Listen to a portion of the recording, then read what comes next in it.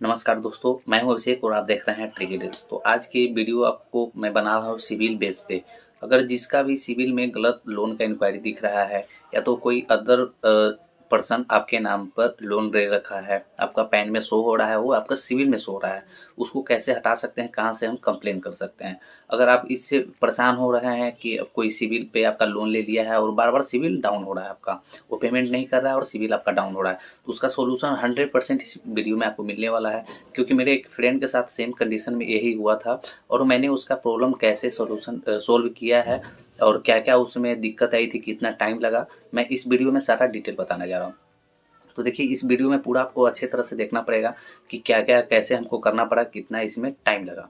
तो सबसे पहले मैंने क्या किया था कि एक कंज्यूमर फाइल होता है जो ऑनलाइन इन ग्राम एक वेबसाइट है कंज्यूमर का, आप लिखिएगा कंज्यूमर हेल्पलाइन तो आ जाएगा आपको एक वेबसाइट। तो मैं यहाँ आपको स्क्रीन पर दिखाता हूँ। तो देखिए, आपको स्क्रीन पर दिख रहा होगा, इस वेबसाइट से मैंने, देखिए यहाँ पे दिख रहा होगा आपको consumerhelpline.gov.in। इस वेबसाइट पे मैंने जाके एक कंप्लेन रजिस्टर किया था कंपनी के नाम पर। देखिए मेरे साथ क्या हुआ था, इसमें पूरा आपको दिख जाएगा।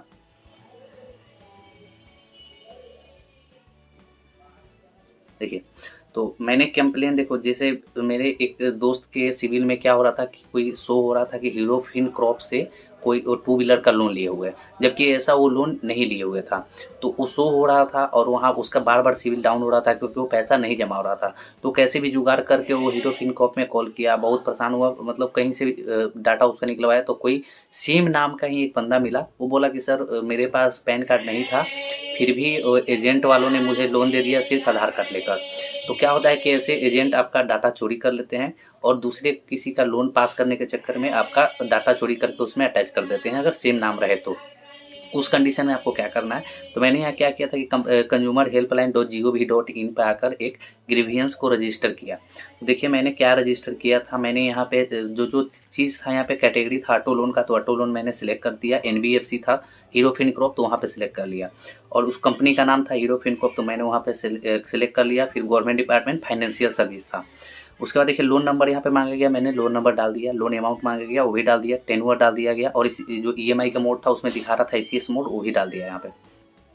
प्रोडक्ट वैल्यू पूछता है कि कितना का उसमें लोन का प्रोडक्ट लिया गया है, उस वो चीज़ यहाँ पे मेंशन कर दिया। और nature of complain, nature of complain होता है कि उसमें आपका किस बेसिस पे आप कंप्लेन कर रहे हैं। तो उसमें मैंने देख दिया था कि fraud issue, miss use of my documents, signature और ई केवाईसी। तो देखिए यहाँ पे मैंने, देखिए ग्रीवियंस डिटेल में आपको दिख रहा होगा, मैंने साफ साफ लिखा था, मैंने अपने पूरा डिटेल लिख दिया कि मैं कहाँ का हूँ, मेरा नाम क्या है। और मैं जब अपना सिविल चेक कर रहा हूँ तो उसमें टू व्हीलर का लोन शो हो रहा है, राजस्थान के एड्रेस पे है, जो मैं उसका पेमेंट नहीं हो रहा है, जिसकी वजह से सिविल मेरा हमेशा डाउन होते जा रहा है।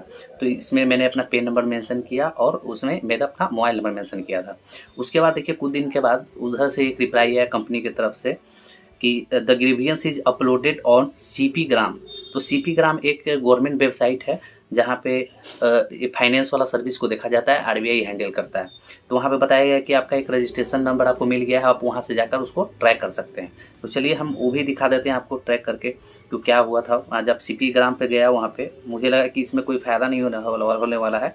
तो मैंने वहाँ एक बार ऐसे ही चेक किया सीपी ग्राम पे जाके। तो देखिए यहाँ पे क्या दिखा रहा था, इसमें आपको सारा प्रोसेस बताऊंगा कि कैसे कैसे मुझे क्या करना पड़ा इसको। देखो यहाँ पे रजिस्ट्रेशन नंबर मांग रहा है, तो जो मुझे वहाँ पे दिया गया, तो जो उस कंपनी का जो आया था उसमें रिमार्क, उसमें जो रजिस्ट्रेशन नंबर था मैंने वहाँ पे यहाँ पे डाल दे रखा हूँ। उसके बाद मेरा मोबाइल नंबर था क्योंकि मैंने ही रजिस्टर किया था।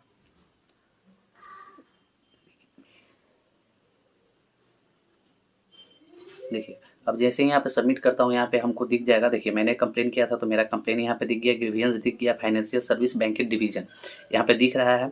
और यहाँ पे ग्रीवियंस डॉक्यूमेंट्स में मैंने जो वहाँ अपलोड किया था, सारा डिटेल लिखा था, वही इस पीडीएफ में दिख जाएगा। अब केस क्लोज हो चुका है। तो देखिए डेट ऑफ एक्शन, एक्शन लिया गया कब, 5/12/2022 को एक्शन लिया गया था। यहाँ पे लिख लिया गया है कृपया आप अपने दिनांक 25 नवंबर 2022 की सीपी ग्राम शिकायत संख्या इतना का संदर्भ लें। तो देखिए यहाँ पे साफ साफ मेंशन है, हीरो फिनकॉर्प लिमिटेड को इसके विरुद्ध कंप्लेन करने के लिए आपको आगे भेज दिया गया है, आप निश्चिंत रहें। कुछ दिन के बाद, जैसे अब बता रहे हैं इसमें हमें 10 इसके यहाँ 25 तारीख होने के बाद मुझे 10 दिन के बाद मेरे पास कॉल आया। मेरे पास एक हीरो फिनकॉर्प से कॉल आया कि सर आपको क्या प्रॉब्लम हो रहा है। तो वो बोले कि एक मेल करिए जिसमें आपका सिविल का पीडीएफ भेजिए जिसमें आपका लोन शो हो रहा है। तो मैंने पीडीएफ उनको भेजा और अपना डॉक्यूमेंट्स भेजा जिन पे मेरा दोस्त का, तो उसको मेल किया। मेल करने के बाद मुझे एक बार फिर से कॉल आया कि सर आपका ये प्रॉब्लम सॉल्यूशन हो गया है और जो एजेंट के थ्रू हुआ था मैं उस पे कार्रवाई भी कर चुका हूँ और आपको जल्द से जल्द 1 से 2 महीना के अंदर में उसको सिविल से हटा दिया जाएगा। हट गया है पर वहाँ पे आपको 1 से 2 महीना लगता है सिविल में शो होने में, पर वहाँ से हटने में 1 से 2 महीना टाइम लगेगा। 1 से 2 महीना में आपका सिविल रिफ्रेश कर दिया जाएगा। तो ऐसे करने के बाद मेरा वहाँ पे अभी तो फिलहाल वहाँ पे शो हो रहा है, पर यहाँ पे मेरा केस क्लोज दिखा रहा है आरबीआई पे। तो होप ये पूरी तरह से हट गया है, क्योंकि मेरे पास बहुत सारा ऐसा मैसेज आया फिर हीरो फिनकॉर्प का कि आपका सक्सेसफुली वहाँ से केस रिसॉल्व कर दिया गया है। और हीरो फिनकॉर्प की तरफ से भी कॉल आया बहुत बार कि आपका सिविल पर से सक्सेसफुली इसको पैन को हटा दिया गया है, तो आपका ये पैन में ये लोन अब नहीं दिखेगा। तो अगले बार जब भी आप सिविल आपका फरवरी में या मार्च में आप देखेंगे तो वहाँ पे आपको ये सिविल में लोन नहीं दिखेगा। तो ऐसे करके मैंने इसको हटवाया था, इतना टाइम लगा मुझे इसमें। तो आपको भी अगर कोई भी फर्जी लोन आपके सिविल में दिख रहा है, उसकी वजह से अगर आपका सिविल डाउन हो रहा है, तो आप ऐसे कर सकते हैं। अगर अब फिर भी आपको समझ में नहीं आ रहा है कि कैसे क्या करना है, फिर भी आपको रिप्लाई नहीं अगर मिल रहा है, क्या प्रोसेस उसका समझ में नहीं आ रहा है इस पे, तो आप हमें कमेंट बॉक्स में कमेंट कर सकते हैं। हम वहाँ पे आपका ज़रूर हेल्प कर देंगे। तो चलिए मेरे चैनल को सब्सक्राइब करके रखिएगा, ऐसे जानकारी वीडियो हमेशा आपको मिलते रहेगी।